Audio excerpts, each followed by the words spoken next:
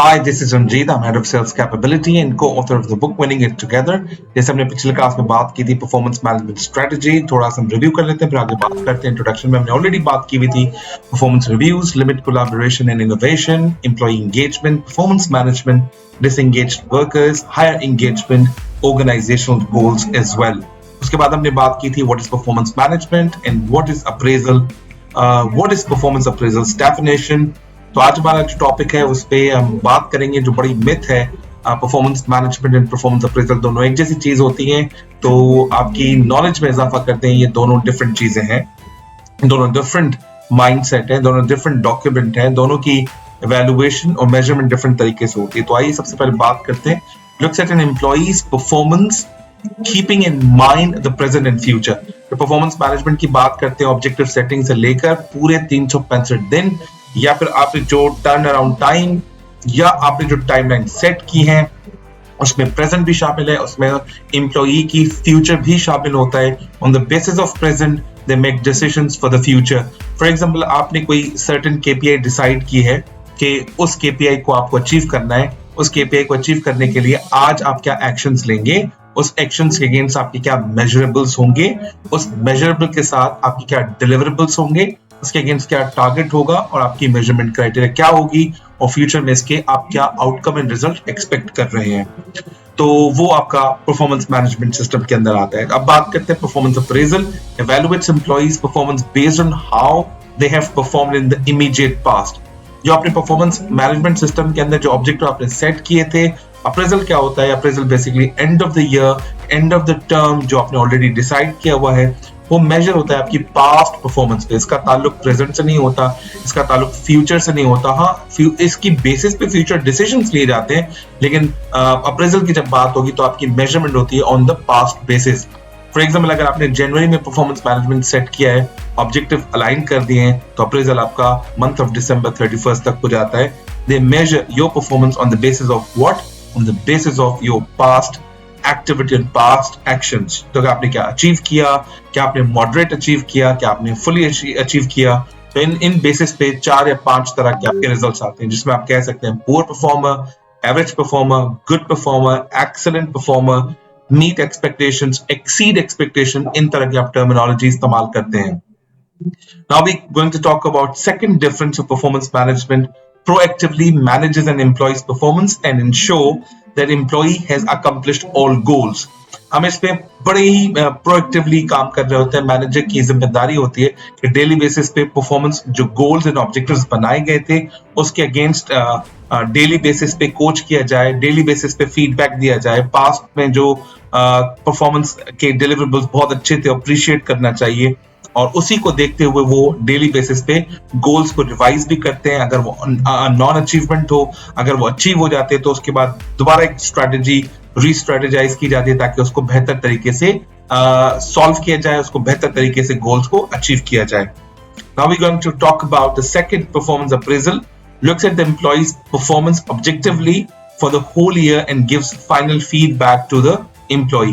Performance management में regular feedbacks होते हैं, रेगुलर कोचिंग सेशंस होते हैं. जब हम परफॉर्मेंस अप्रेजल की बात करते हैं वो फाइनल वर्डिक्ट होता है, वो फाइनल फीडबैक होता है, फाइनल कोचिंग से टाइमलाइन सेट की जाती है, फाइनल कोचिंग हो रही होती है ऑन द पास्ट परफॉर्मेंस पे. क्योंकि this is a very important conversation between line manager and individual जो परफॉर्मेंस के दौरान की जाती है, that is called performance appraisal. उसके बेसिस पे फिर आपकी बोनसेस, उसके बेसिस पे इंक्रीमेंट्स, उसके बेसिस पे आपका फ्यूचर डिसाइड होता है.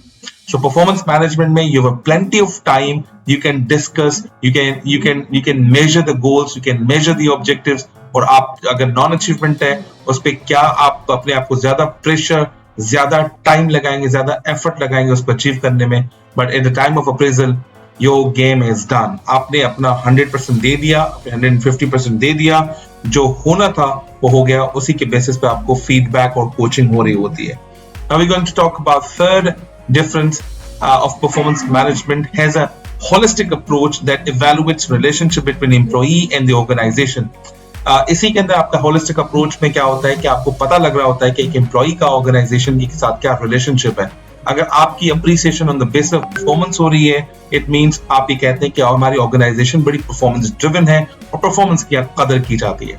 अगर आप रिलेशनशिप मेजर करना चाहते हैं, जो एम्प्लॉय ज्यादा परफॉर्म करता है उसको ज्यादा रिवॉर्ड्स मिलते हैं, वो फाइनेंशियल हो या नॉन फाइनेंशियल हो, तो इससे एम्प्लॉय का एक रिलेशनशिप भी आपका डेवलप होता है. On the other hand, the relationship between employee and employer means organisation depends upon completely on the performance. Performance जो है वो नेपोटिज्म को, फेवरिटिज्म को भी थोड़ा डिप्लीट करता है और उसको थोड़ा सा नेगेट करता है कि अगर मैं परफॉर्मर हूं तो I don't need any nepotism और favouritism kind of relationship with other people. So performance driven organization have a very strong relationship with employees. Now we're going to talk about third point in performance appraisal, that is individualistic in nature and pertain only to the employees and their past performance. जो performance appraisal होता है वो बिल्कुल individual one two one एक employ line manager आपस में discuss कर रहे होते हैं और प्योरली पास्ट परफॉर्मेंस पे होता है. उसमें कोई मार्जिन नहीं होता कि आपने जो मिस्टेक्स की थी उसको रीवैम्प करें और उसको दोबारा से स्टार्ट करें, because you don't have a margin. Because performance appraisal के अंदर चारों जो क्वार्टर्स होते हैं उसकी परफॉर्मेंस शामिल होती है. So next year new quarter start होता है. That's why performance appraisal is a lender of last resort, means last document होता है, लास्ट कॉन्वर्सेशन होती है उसी साल की. सो it is measured on the basis of your past performance. Now I'm going to talk about performance management. Fourth point has a both quantitative and qualitative approach towards employees' performance. तो performance management में आपकी qualitative and quantitative दोनों approaches होती हैं.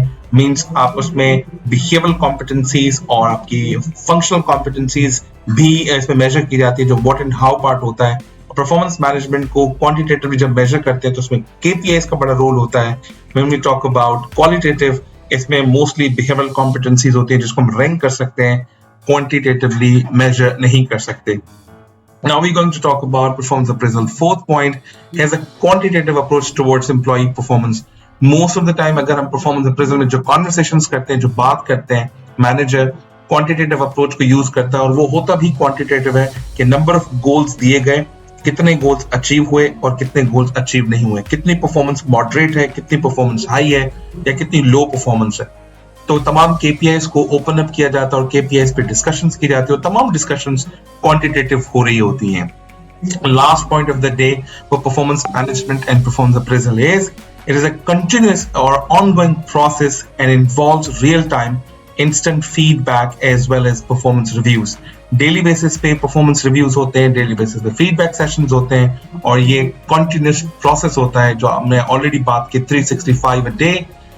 और पूरे साल में 365 दिन तक आप फीडबैक की आपकी अपॉर्चुनिटी होती है, आपकी कोचिंग की अपॉर्चुनिटी होती है, मेंटोरशिप की अपॉर्चुनिटी होती है, because it goes from day 1 till the day and.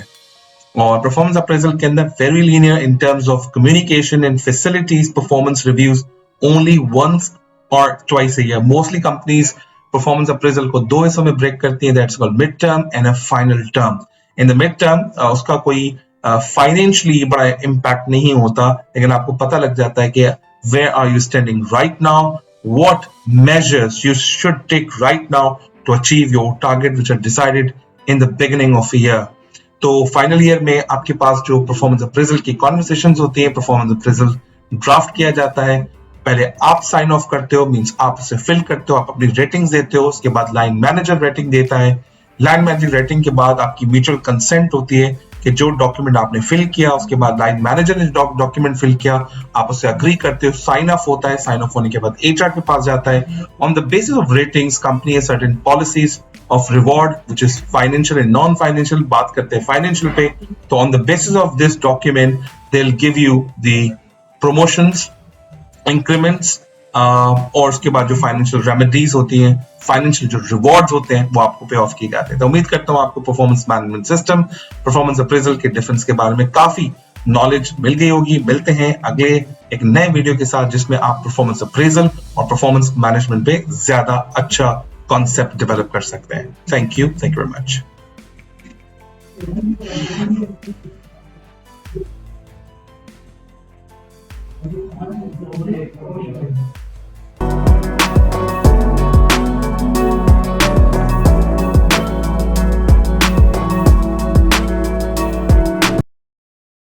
आपको